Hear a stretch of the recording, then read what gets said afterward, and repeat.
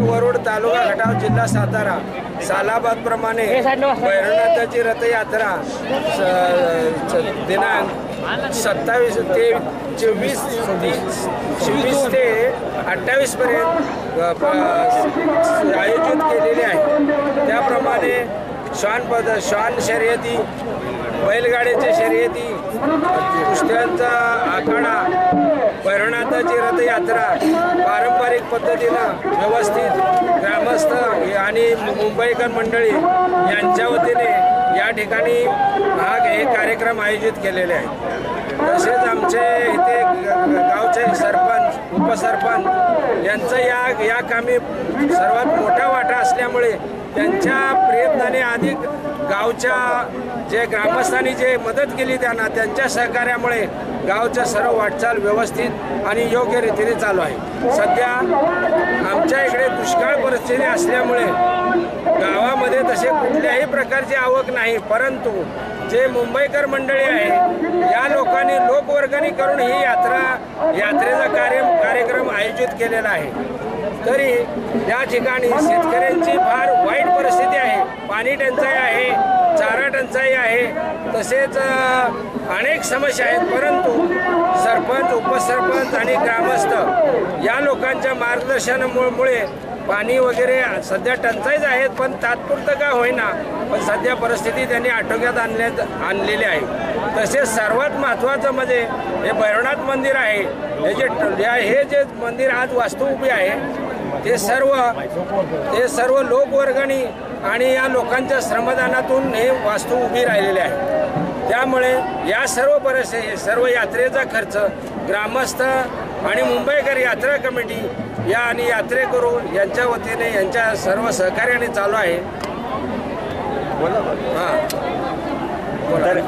हा उत्सव तुमच्याकडे होतोय, तर हा उत्सव करत असताना तुम्हाला किती आनंद होतो हे सांगा। हा उत्सव करताना सर्व लोकांना इतका आनंद होतो की वर्षातून एकदाच हा उत्सव असतो, त्यामुळे अतिशय आनंदात हा कार्यक्रम पार पडला जातो। तुम्हाला मुंबईकर किंवा तुमच्या गावातले जे असे व्यक्ती आहेत की जे बाहेर जाऊन उद्योग करतात ते तुम्हाला या ठिकाणी सपोर्ट करतायत, तुम्हाला मदत करतायत, त्यांना काय संदेश द्यायचा आहे तुम्हाला? त्यांना आम्हाला परमेश्वरानं भैरवनाथानं अशीच आम्हाला गावांना सहकार्य करण्याची संधी द्यावं, त्यांना सदिच्छा द्यावे आणि त्यांचं आरोग्य वगैरे सर्व त्यांना धनसंपत्ती यश मिळावे हेच आमची अपेक्षा।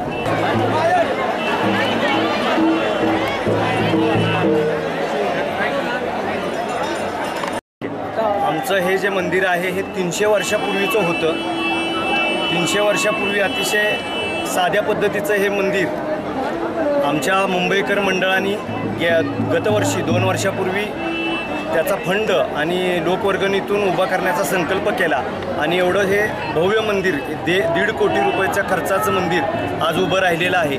हे खरं तर आमच्या ग्रामस्थांचं एक त्यांची भक्ती म्हणूनच एवढं मोठं मंदिर उभं राहू शकतं। आमचं गाव तसं 2000 लोकसंख्येचं आहे, परंतु हे मुंबईकर आणि बाहेरची लोक आमच्या इथले आहेत। आज त्यांच्याकडे 2 व्हीलर नाही, परंतु 1-1 लाख वर्गणी देणारे आमच्या इथले भाविक आणि भक्त आहेत। अशा सर्व भक्तांना यापुढेही भैरवनाथानं खरोखर चांगली एक सद्बुद्धी द्यावी की कुठलाही वादविवाद न होता चांगल्या पद्धतीची यात्रा आमचे ग्रामस्थ बांधव करतायत आणि याच्या पुढेही भरपूर सहकार्य करतील आणि देणगी रूपातून ज्यांनी ज्यांनी सहकार्य केलं, मी विशेषतः सरपंच म्हणून त्या सर्व मुंबईकरांना धन्यवाद देतो, कारण त्यांच्यामुळेच हे सर्व एवढी मोठी वास्तू उभी राहिलेली आहे. आणि याच्यापुढेही अतिशय वेगळ्या वेगळ्या पद्धतीचं नियोजन आहे. यात्रा कमिटीच्या माध्यमातून आमच्या गावकऱ्यांच्या सहकार्यातून एक वेगळी यात्रा, या भैरवनाथाची यात्रा, वार्षिक यात्रा चांगल्या पद्धतीची करणार आहोत असं आमच्या सर्व यात्रा कमिटीमध्ये नियोजित केलेलं आहे. महाभोजन, महाप्रसाद अतिशय मोठ्या प्रमाणावरती इथं होतो. 2 ते 4,000, 10,000, 50,000 लोक या ठिकाणी महाभोजनाचा लाभ घेतात आणि महाप्रसाद इथं घेऊन जातात. कालच आमच्या इथे इंदुलीकरांचं कीर्तन झालं, तेही मोठ्या प्रमाणामध्ये 20-25 हजार लोक पंचकृषीतील या ठिकाणी आले. त्याचा आम्हाला अभिमान वाटतो की या भैरवनाथाच्या यात्रेनिमित्तानं अशी आमच्या जवळपासच्या गावातली लोक या ठिकाणी येतात आणि ते या गावाला व्हिजिट देतात. अतिशय आम्हाला त्याचा आनंद वाटतो की या ग्रामदैवतचं आम्ही काहीतरी देणं लागतो, कारण ते ग्रामदैवत म्हणजे एक आमचा, जसं भैरवनाथ आहे म्हणजे तो आमचा दैवत आहे, आम्हाला तो पाठीशी आहे असं वाटतं. म्हणून ही मोठ्या प्रमाणात आज यात्रा सर्व मुंबईकरांच्या उपस्थितीमध्ये अतिशय मोठ्या जोशाने सुरुवात करतायत आणि ही यात्रा पूर्णपणे अतिशय चांगल्या पद्धतीनं शिस्तबद्ध, अगदी लाखो भाविक आहेत, परंतु कुठलाही प्रकार, अनुचित प्रकार घडणार नाही असं या भैरवनाथाच्या साक्षीने मी सांगू शकतो की आमचे सहकारी मित्र सर्व आम्हाला सपोर्ट करतायत. मुंबईकरांचं पुन्हा मी एकदा त्यांना एक धन्यवाद देतो की मुंबईकरांमुळेच एवढा हा आजचा उत्साह मोठ्या प्रमाणात चाललेला आहे. अतिशय दुष्काळाचं सावट आहे, आम्ही अतिशय प्रसंगामधून बाहेर दुष्काळातून पडतोय, परंतु याच्या पुढं या मुंबईकरांचं सहकार्य लाभणं आम्हाला अतिशय गरजेचं आहे, कारण अशी मोठी यात्रा त्यांच्यामुळेच होऊ शकते. एवढंच मी बोलू शकतो. धन्यवाद.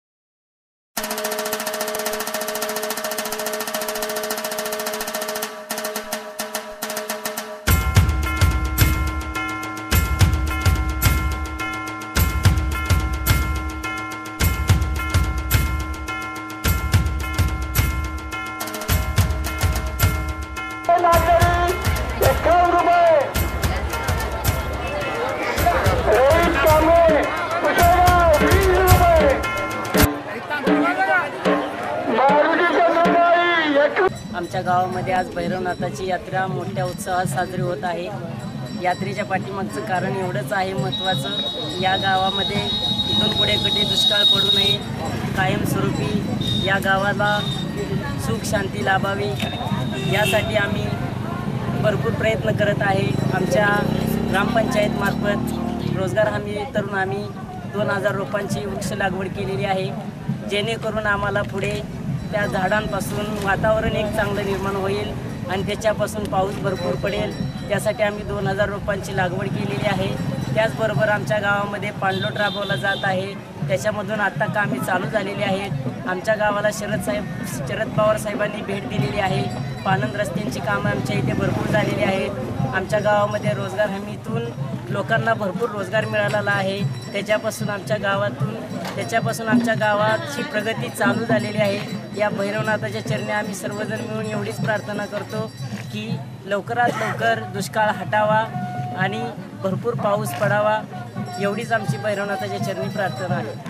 गावामध्ये भैरवनाथाचा सध्या उत्सव चालू आहे आणि हा उत्सव मोठ्या थाटात चालू आहे. आमच्या गावात भैरवनाथाचं खूप मोठं भव्य दिव्य मंदिर उभारण्यात आलेलं आहे आणि आमच्या गावात रोजगार हमी योजनेअंतर्गत भरपूर कामे झालेली आहेत. आमच्या गावाला या योजनेअंतर्गत 53 लाखाचा निधी प्राप्त झालेला आहे आणि अजून आम्ही पाण्याची सुद्धा उपाययोजना पुढे आम्ही करू.